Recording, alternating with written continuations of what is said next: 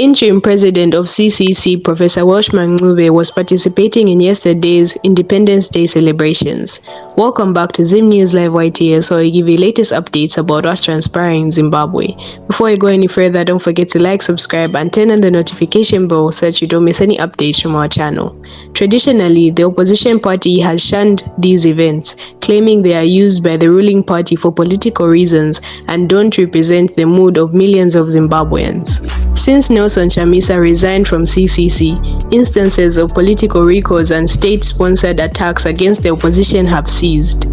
The current behavior of the remaining opposition members, who appear to align more closely with the ruling party, has sparked concerns about them being a controlled opposition.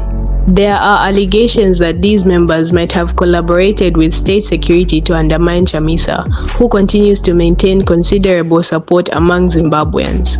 In today's news, Interim President of CCC, Welshman Ncube, was spotted at yesterday's Independence Day celebrations.